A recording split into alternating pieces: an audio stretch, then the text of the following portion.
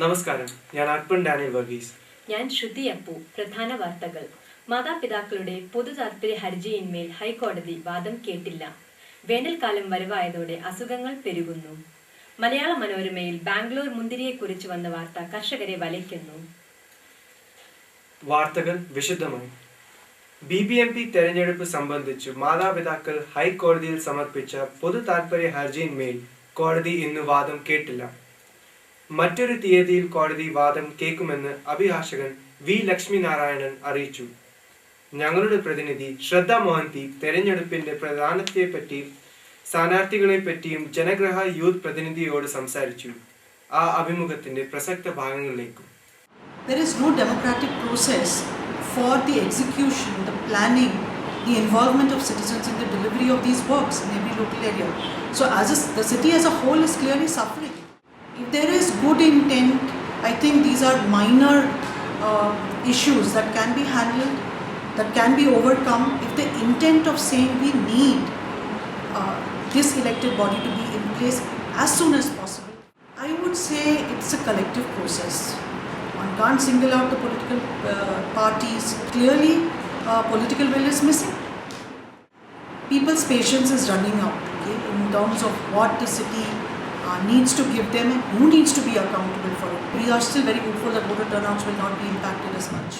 There are many more steps to go, and I think that people will recognize them again for the delivery, for what they will deliver, not for what they promise. Road അപകടങ്ങളും വായു മലിനീകരണവും കുറയ്ക്കാനായി ബാംഗ്ലൂർ നഗരം ഇന്ന് ആചരിച്ചു.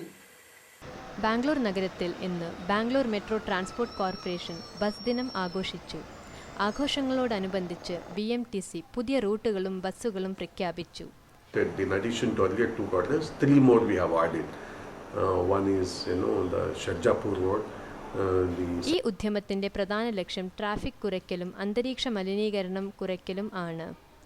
പരിസ്ഥിതി സംരക്ഷിക്കുവാനും ഇന്ധനം പാഴാക്കാതെ നോക്കുവാനും വേണ്ടി പൊതുജന താൽപര്യത്തെ മുൻനിർത്തി BMTC അവതരിപ്പിച്ചതാണ് ഈ പദ്ധതി.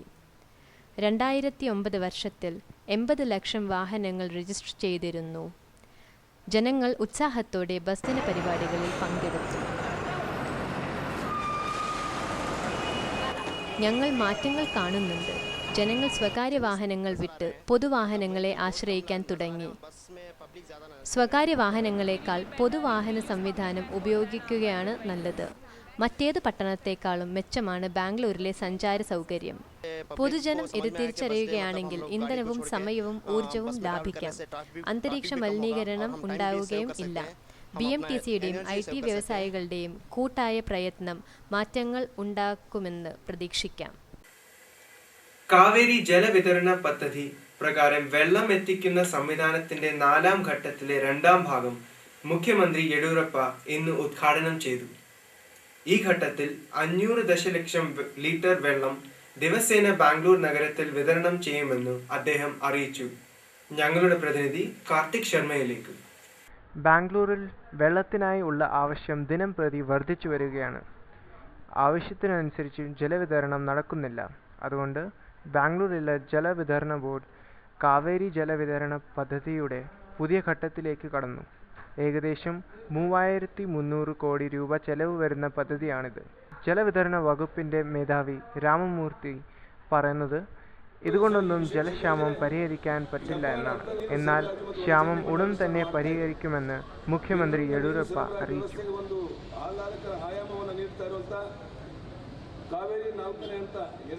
ഹ്രസ്വകാല അടിസ്ഥാനത്തിലുള്ള പദ്ധതികൾ കൊണ്ട് ഈ ക്ഷാമം പരിഹരിക്കാൻ പറ്റുകയുള്ളൂ എന്ന് വിദഗ്ധ അഭിപ്രായം. അയജനം ന്യൂസിന് വേണ്ടി കാർത്തിക് ശർമ്മ. മലയാള മനോരമ പ്രസിദ്ധീകരിച്ച ഒരു വാർത്തയുടെ പേരിൽ കർണാടകത്തിൽ 5000 കണക്കിന് മുന്തിരി കർഷകർ വലയുന്നു. 25,000 ടൺ മുന്തിരിയാണ് ചിലവാകാതെ കിടക്കുന്നത്. ഞങ്ങളുടെ റിപ്പോർട്ടർ മൃന്മോയ് ഭൗമികിലേക്ക്. 1000 ബാംഗ്ലൂർ ബ്ലൂ ഗ്രേപ്പ് കർഷകർ അവരുടെ 25,000 ടൺ ഗ്രേപ്സ് നഷ്ടമാകുമോ എന്ന ആശങ്കയിൽ ആണ്. മനോരമയിലെ വാർത്തയെ തുടർന്ന് കേരളം ചൊവ്വാഴ്ചയാണ് മുന്തിരിക്കായുള്ള ഓർഡർ റദ്ദാക്കിയത്. 80% കൂടുതൽ മുന്തിരി പ്രൊഡക്ഷൻ കേരളത്തിലോട്ടാണ് പോകുന്നത്. ഇതിൽ കുറെ അഴുക്കാകും. ഏകദേശം 1000 ടൺ നഷ്ടപ്പെടും.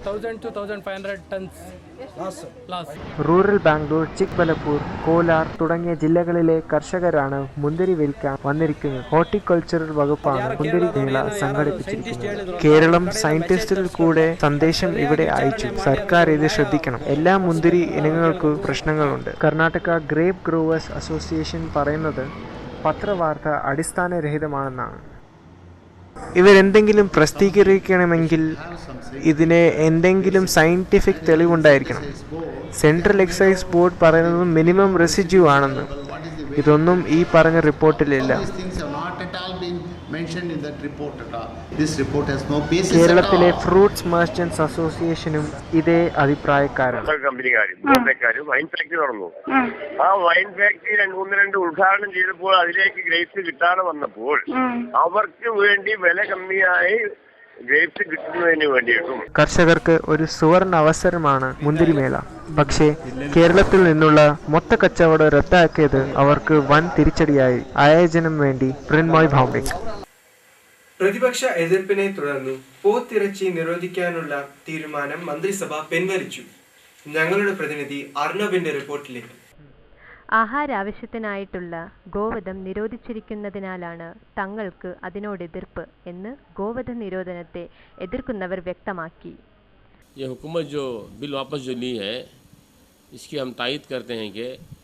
ആളുകളുടെ ആവശ്യം മനസ്സിലാക്കിയാണ് അവർ നിരോധനം പിൻവലിച്ചത്.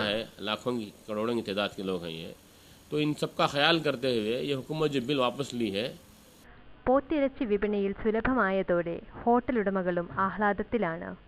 നിരോധനം നിലവിലുണ്ടായിരുന്നപ്പോൾ നല്ല നഷ്ടം ഉണ്ടായിരുന്നു. ഇപ്പോൾ കച്ചവടം വീണ്ടും മെച്ചപ്പെട്ടു. നിരോധനം നിലവിലുണ്ടായിരുന്നപ്പോൾ വില കൂടിയതിനാൽ ഞങ്ങൾക്ക് ഇറച്ചി കഴിക്കാൻ പറ്റിയിരുന്നില്ല. ഇപ്പോൾ 3 നേരം വേണമെങ്കിലും കഴിക്കാം. എന്നാൽ BJP പ്രവർത്തകർ സന്തുഷ്ടരല്ല.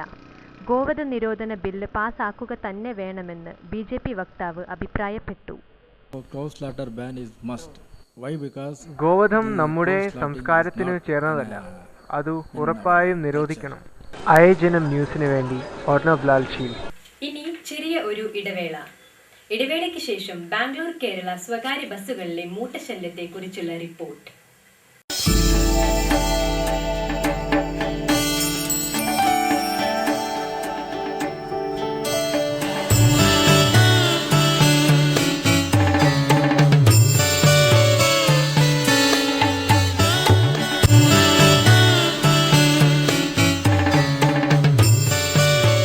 ദൈവത്തിൻ്റെ സ്വന്തം